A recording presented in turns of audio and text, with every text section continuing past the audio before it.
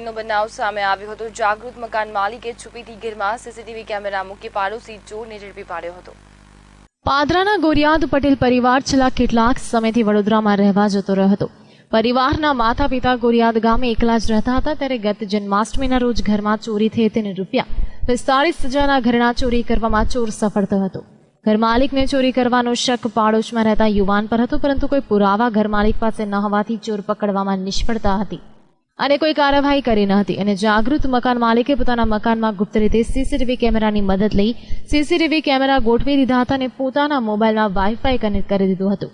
ત્યારબાદ થોડા જ સમયમાં ઘર માલિક સાંજના સમયે સ્વામિનારાયણ મંદિર ખાતે સભામાં જવા નીકળ્યા હતા અને ઘરે કોઈ ન હતું ત્યારે ઘરની બાજુમાં રહેતા પાડોશીએ ઘરમાં ચોરી કરવાનો પ્રયાસ કર્યો હતો। ત્યારે પાદરા ખાતે આવેલ મકાન માલિકના પુત્ર દીપેશના મોબાઈલમાં ઓનલાઈન સીસીટીવી કેમેરામાં ચેક કરતો હતો। તે દરમિયાન મકાન માલિકના પુત્રને બાજુમાં રહેતો પાડોશી ઘરમાં પ્રવેશ કરી ઉઠાંતરી કરવાનો પ્રયાસ કરતા ચોર સીસીટીવીમાં નજરે ચડ્યો હતો।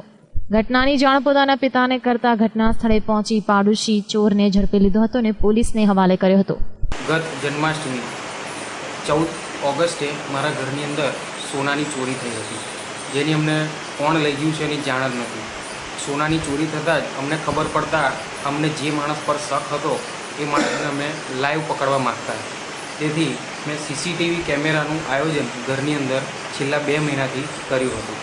તો ગત તારીખ 20/10/2017 એટલે કે નૂતન વર્ષના દિવસે રાત્રે 9 વાગે જ્યારે અમે ઘરેથી નીકળી અને પાદરા મુકામે આવ્યા ત્યારે મારું મોબાઈલની અંદર લાઈવ ડિટેક્શન જે કેમેરાનું હતું એ ચાલુ જ હતું।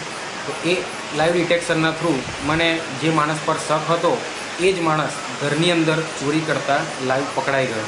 એટલે મેં તરત જ રેકોર્ડિંગ ત્યાં કરી અને મારા ફાધરને જે ગોરિયાદમાં સભા ચાલતી હતી ત્યાં હતા ત્યાંથી એમને જાણ કરી દીધી। તો તરત જ એને ઘરે જઈ અને મારા ઘરે જઈ અને મારા પિતાશ્રીએ એ ચોરને પકડી લીધો હતો અને હાથ બાંધી દીધા હતા। પાડોશીને સીસીટીવી કેમેરાની મદદથી રંગે હાથે ઝડપી પાદરા પોલીસને ઘટનાની જાણ થતાં પોલીસ ફરિયાદને આધારે કાયદેસરની કાર્યવાહી કરી હતી। જેની અંદર એમના વિગતોમાં એવું લખાયું છે કે એમની સામે ગામમાં એમની સામે રહેતો એક પ્રતિક પટેલ નામનો છોકરો કે જેને એમણે એમના ઘરમાં ચોરી કરવાના પ્રયત્ન કરતા રંગે હાથ પકડી લીધો। અને વધુમાં વિગત એવી છે કે ગયા જન્માષ્ટમીના દિવસે આ જ પ્રતિક નામના છોકરાએ આ જ ફરિયાદીના ઘરની અંદર સોનાની 3 ચેન, બુટ્ટી, એક લક્કી અને એ બધા મળી કુલ 45,000ના સોનાની ચોરી કરી હતી। મિતેશ માળી સાથે લાઈવ ગુજરાત ન્યૂઝ પાદરા।